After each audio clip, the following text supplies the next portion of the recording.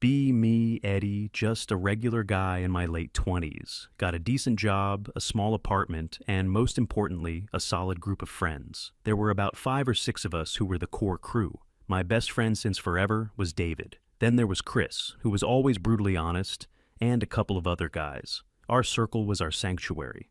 After a long week of dealing with work nonsense, all you wanted to do was unwind with people who got you. That was us.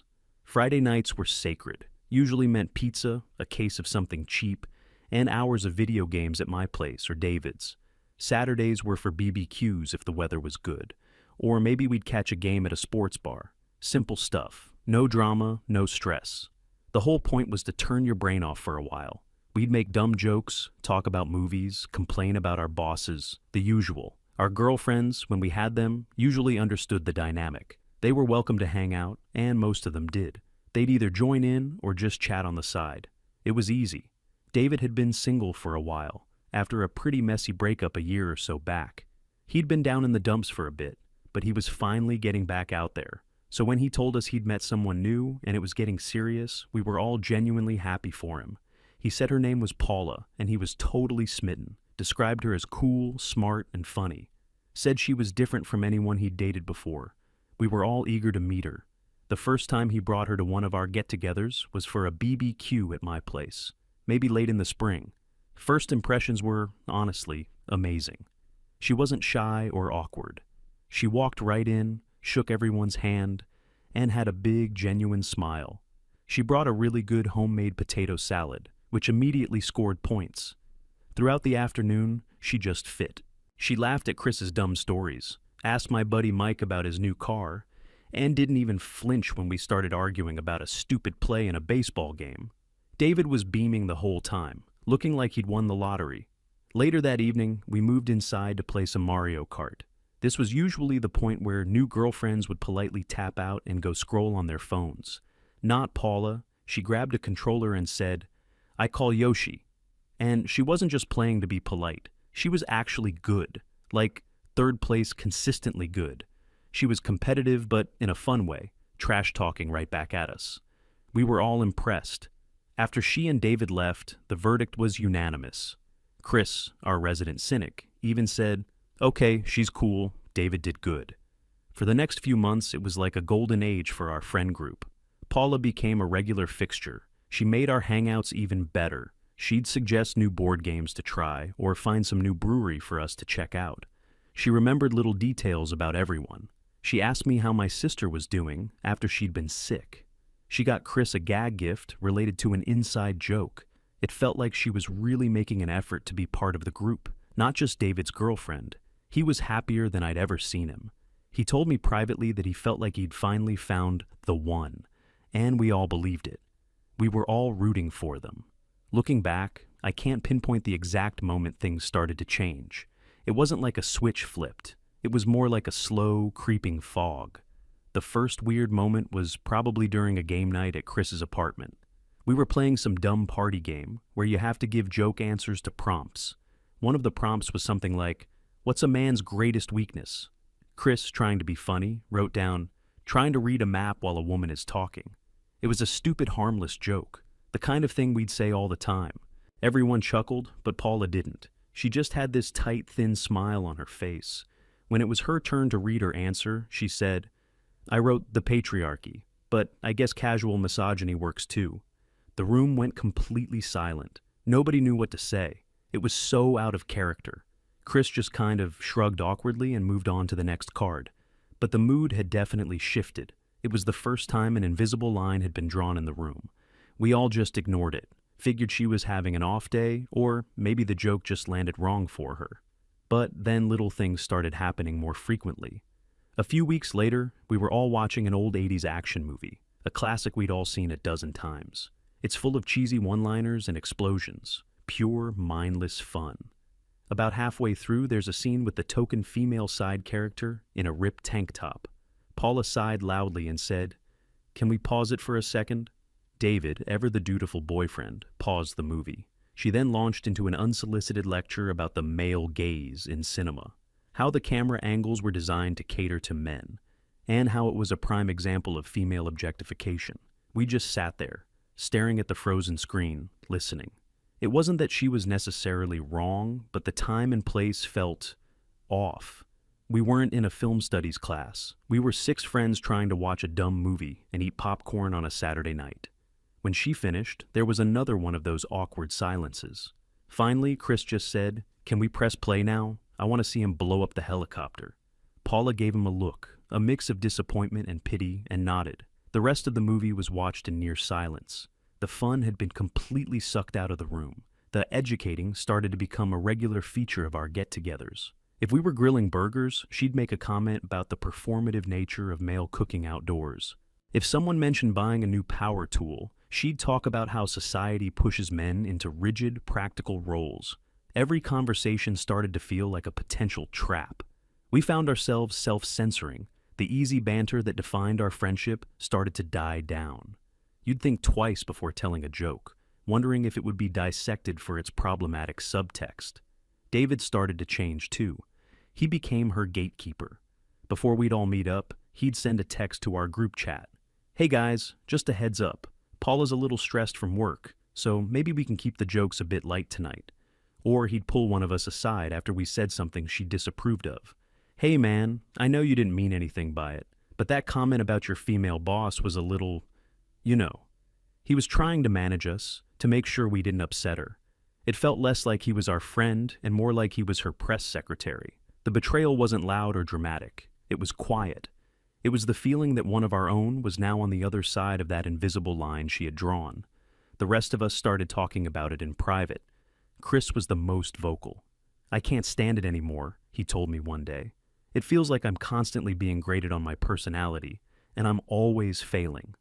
I tried to be more diplomatic. I told him David was just trying to keep the peace. But deep down, I knew Chris was right. The breaking point for many of the other girlfriends in our circle happened during a birthday party for one of the guy's partners.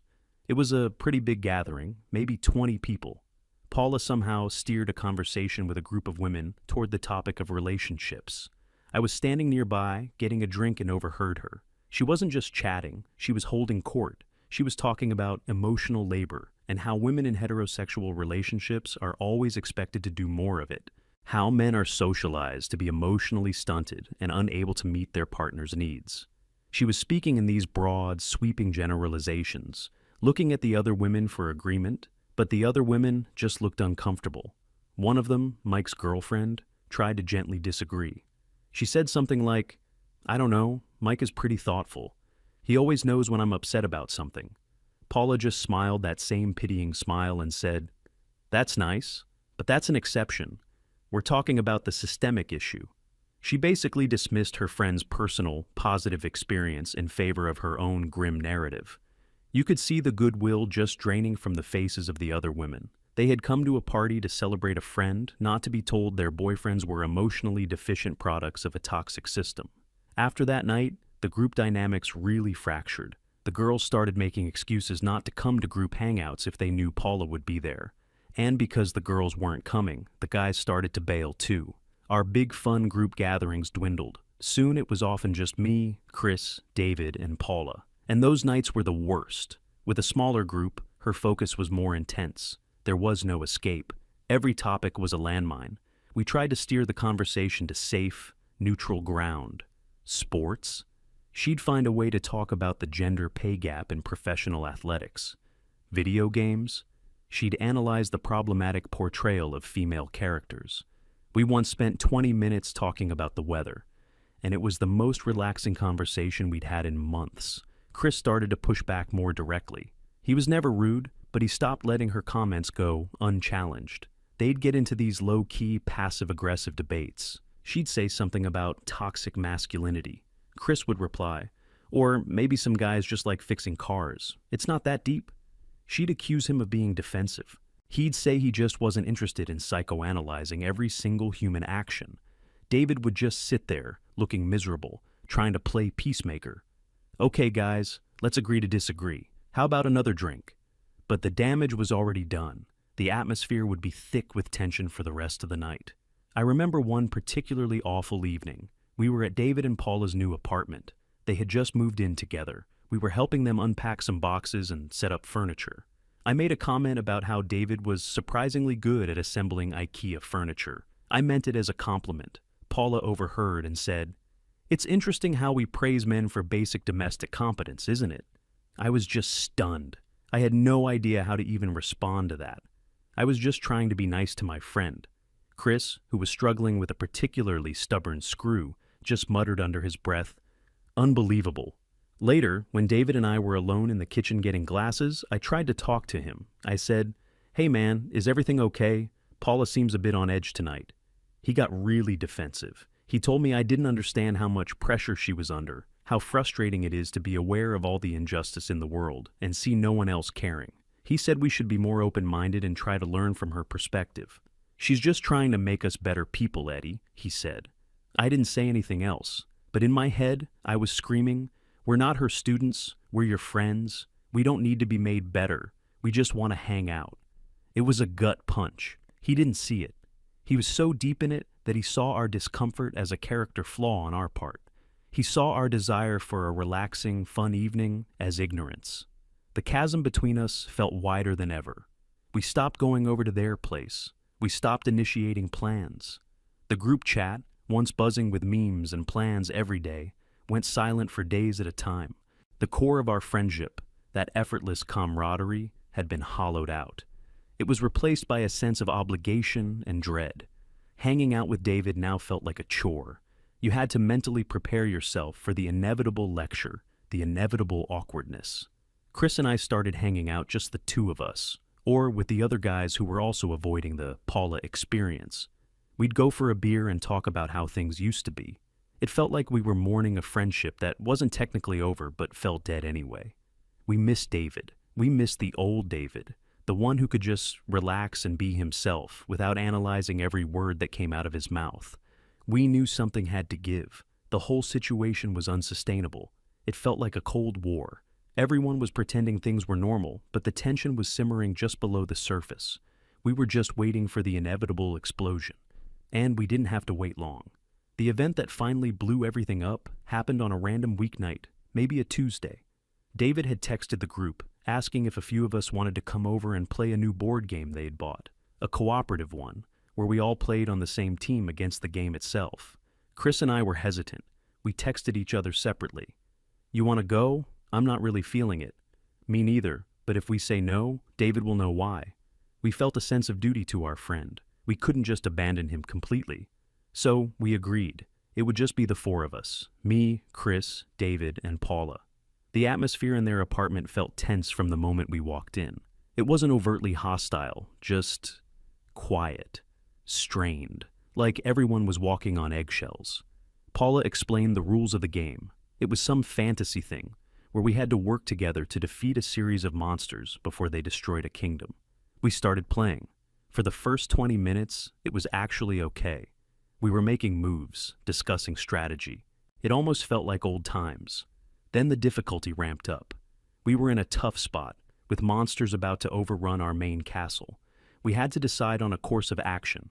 I suggested one move. David suggested another. Then Chris spoke up. "Hang on," he said, pointing at the board.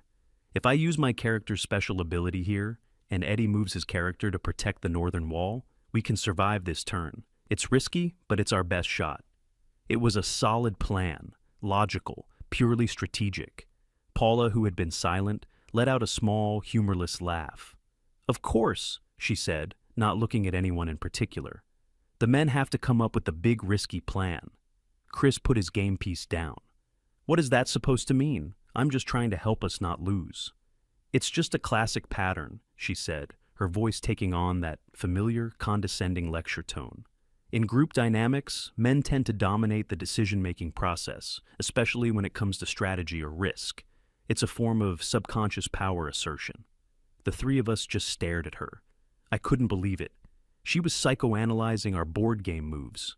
Chris, for the first time, looked genuinely angry, not just annoyed, angry. "It's a game, Paula," he said, his voice low and tight. "We're trying to move little plastic figures around a piece of cardboard. That's it. It has nothing to do with power assertion." "You're getting defensive," she shot back.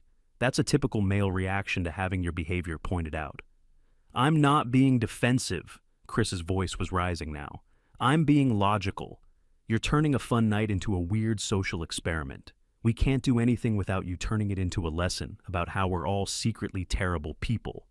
I never said you were terrible people, Paula said calmly, which only made Chris angrier. I'm just highlighting the toxic patterns we're all conditioned to follow. Toxic? You want to see toxic? Chris stood up, throwing his hands in the air. Toxic is making your friends feel like they have to apologize for existing every time they hang out with you. Toxic is sucking all the joy out of a room, because you can't go 5 minutes without educating someone. We're just trying to have fun. All this time, David was just sitting there, frozen, looking down at the game board as if it held the answers to the universe. He didn't say a word. Paula stood up too. She looked at Chris with utter disdain. This is exactly what I'm talking about, she said, her voice dripping with contempt. Male rage, the inability to handle criticism without resorting to aggression. You're proving my entire point for me. That was it. Chris was done. He grabbed his jacket. I'm out of here. This is ridiculous. He looked at David, who still wouldn't meet his gaze. Thanks for having me over, man. The sarcasm was thick. Then he looked at me. I nodded. I was right behind him. I stood up and said, Yeah, I think we're gonna go. It's getting late. I couldn't even look at Paula. I just felt this profound sense of disappointment. As we were walking out the door, I glanced back at David. He finally looked up at me, and his face was just a mask of pure misery. He was caught in an impossible trap. We walked out, and the apartment door closed behind us. Neither of us said a word all the way down to the street. We just got in our cars and drove home in silence. The next morning, I woke up to a dozen notifications on my phone. Chris had created a new group chat. It was titled The Old Guard. It included everyone from our core group, except for David. The first message from Chris was simple. We need to talk. This can't go on. The chat immediately blew up. Everyone had been feeling the same way. Stories started pouring out about things Paula had said or done. The incident at the birthday party, the movie night, the BBQ comments. It was all out in the open now. It felt like a dam had broken. All the resentment and frustration we'd been swallowing for months was finally being voiced. We all agreed on two things. 1, we missed David, our friend. 2, we could no longer hang out with Paula. It was non-negotiable. The problem was, how could you have one without the other? We started organizing things in the new chat. A poker night here, a trip to the driving range there. Life started to feel normal again. We could joke around. We could be ourselves. But there was always a shadow hanging over us. David's absence was a huge hole in the group. About a week after the disastrous game night, David texted me. Hey, haven't heard from you guys. Everything okay? My heart sank. This was it, the moment of truth. I couldn't lie to him. I couldn't make up some lame excuse. He deserved the truth. Our friendship, what was left of it, deserved that much. I texted back, Can we meet up and talk? Just you and me. We met at a quiet coffee shop a couple of days later. He looked tired. He had dark circles under his eyes. We ordered coffee and sat down. For a minute, we just sat in silence. Finally, he asked, So, what's going on, Eddie? Did I do something? Why is everyone avoiding me? I took a deep breath. I had rehearsed this in my head 100 times, trying to find the right words. David, nobody is avoiding you, I started. We're avoiding the situation. I laid it all out for him, calmly, without anger or blame. I told him how much we all valued his friendship, how he was like a brother to us. And then I told him how every single social event with him had become a source of stress and anxiety. It's Paula, I said. We can't do it anymore, man. I explained that being around her felt like being in a constant state of judgment. We're not allowed to just be ourselves. Every joke, every opinion, every hobby is put under a microscope and analyzed for being problematic. We come to hang out with our friend to relax, and instead, we walk into a 3-hour lecture on social theory. I told him about the secret group chat. I knew it would hurt him, but he needed to know the extent of the problem. We had to create a space where we could just be guys, like we used to be, without someone policing our conversations. He just listened, stirring his coffee, not looking at me. She's not a bad person, he finally said, his voice quiet. She's just passionate. She cares about things. I know she does, I said. But her passion is destroying our friendship. It's pushing everyone away. It's pushed us away. I looked him straight in the eye. It feels like she doesn't want to be our friend. It feels like she wants us to be her project, and we're not interested in being fixed. I leaned back. So that's it. That's what's going on. We miss you, but we can't hang out with you if it means we have to hang out with her. The group can't survive it. I had said my piece. The ball was in his court. He was silent for a long time. I just let him think. Finally, he nodded slowly. I hear you, he said. I need some time to process this. We paid for our coffee and left. We shook hands, and it felt formal and weird. I didn't know if I'd just saved our friendship or ended it for good. For the next few days, there was radio silence. I told the guys in the chat what had happened. We were all just waiting. Then, on a Friday evening, my phone rang. It was David. I answered, my stomach in knots. Hey, he said. His voice sounded different, lighter. Hey man, what's up? I just wanted to thank you, he said, for being honest with me. He told me that after our talk, he had tried to have a conversation with Paula. He calmly relayed our concerns. He didn't blame her, but he explained how her approach was making his oldest friends feel. He suggested that maybe she could tone it down a bit when she was around them. Her reaction was explosive. She accused him of taking their side against her. She told him that he was choosing his toxic, unenlightened friends over her. She said that if he couldn't see how problematic their behavior was, then he was part of the problem. He told me that in that moment, something just clicked.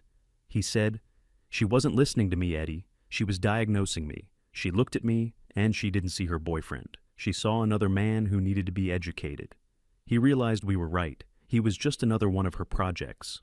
"She told me I had to choose," David said. "Her or you guys." There was a pause. "So I chose," he said.